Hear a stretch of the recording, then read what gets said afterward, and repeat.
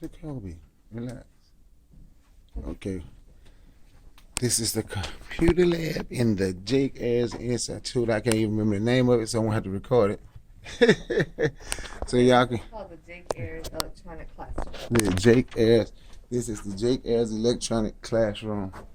This is Jake Ayers is my father. You know, I was telling y'all about. This is the gold bus that Jackson State have of Jake Ayers. And if you want to look at our library, we have a picture there as well. The whole library. And I'm filming. Right here, this is called the Jake Ayers Research Library. This is the Jake Ayers Research Library. Now, when y'all see this picture, you can compare the picture to the gold bust and see if the gold bust and the picture look like. Just excuse the mess, because like I said. So I know you're going through orientation. I know this is inside of the Jake Ayers Library. This is something that I talk about on my show. This is the lawsuit my father did in 1975, suing the state of Mississippi for education equality, forcing the state of Mississippi to give the HBCUs in Mississippi some of the money that they deserve, so black kids can go to a black school and get a black education. Dad, I got some for Grandma. You missed it, Dad. No, I didn't. I'm still in here. I have not missed it.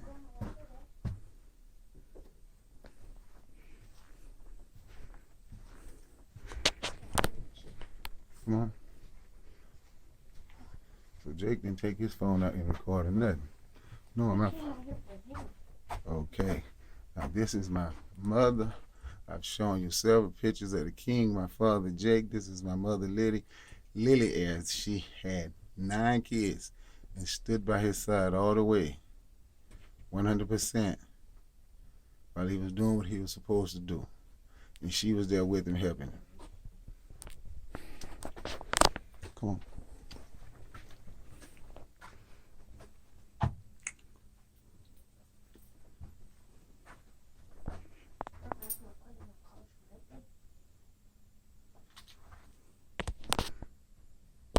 I told you we missed it, Dad. When I was still in the building, this is another computer room, the Lily B. Ayers lecture room.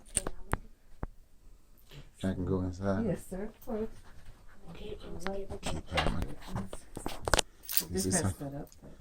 this is how the classroom is set up. Oh, this nice right here.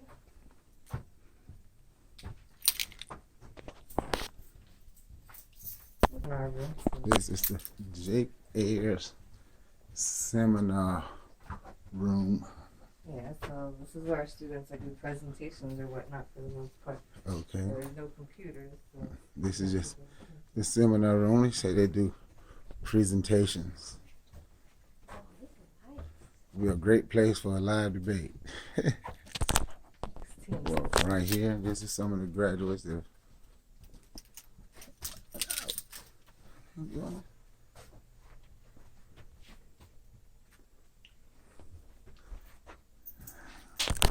couple things on the wall I want to go in there and Okay, sure. I want to record.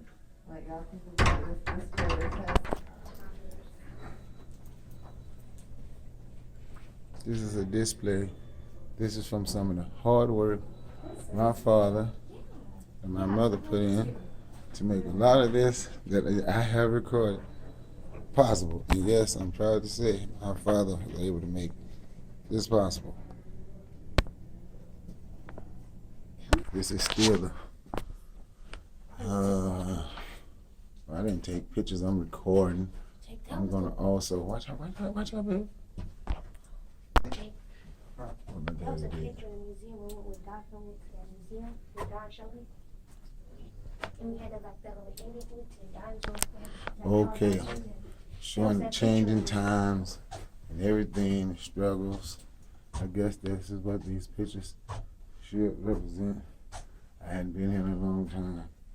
some that has been added that I didn't see before. I don't think should be here, but that's me.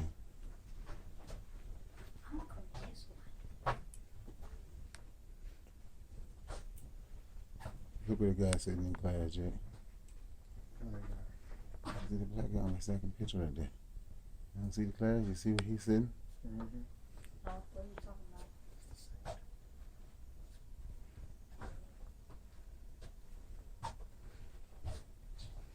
They have added pictures. Oh, I wanna.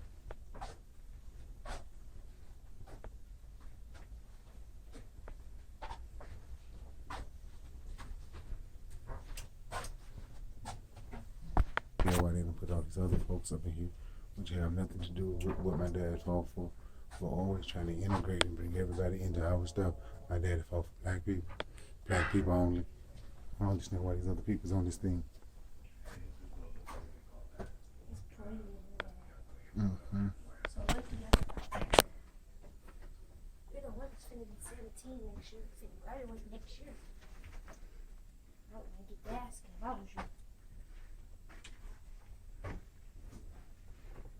Ayers versus the governor on January 20, governor of Mississippi, January 2028. Jake Ayers Sr. filed a lawsuit on behalf of his son, Jake Ayers Jr., demanding an end to the state's dual system of higher education. Joining as plaintiffs are 21 other black students. 1987, after years of settlement negotiations and discovery, more than 70 people testified in a 6-week trial from April 17 through June 1st in the U.S. District Court of Austin, Mississippi. District Judge Neil Biggers Jr. dismisses the lawsuit. Plaintiffs appeal to the 5th. I went to my mama when she went to the appeals court in New Orleans, and they dismissed it the same thing. Let's see. They did the same thing. They dismissed it. I was with my mama when we went down there June 26th because my dad was dead. My dad died in 1986. June 26th, Supreme Court has ruled Mississippi has not done enough to eliminate segregation in university. Case sent back to Biggers. After extensive settlement negotiations proved unfruitful, the trial of the case began on May 9th. Judge Beaver oversees second trial, which lasts more than 2 months. Biggers issues ruling that calls for new admission standards. Plaintiffs and U.S. judges. The court appeals orders Biggers to reconsider parts of his ruling, but the court opposes the admission standards. The U.S. Supreme Court refuses to hear appeal. Biggers temporarily halts an expansion at the University of Southern Mississippi Gulf Coast campus after plaintiffs complained. Governor Musgrove announced out-of-court settlement negotiations. A $503 million agreement reached by all sides to end the case and forward to federal court for final approval. Biggers approved the settlement later that year. Chambers files. Al Chambers, that was the attorney that my daddy hired. I'm saying, filed a string of appeals of the $503 million lawsuit settlement, claiming it does not go far enough to erase segregation. Chambers prepares to file what he calls the big brief in mid-January.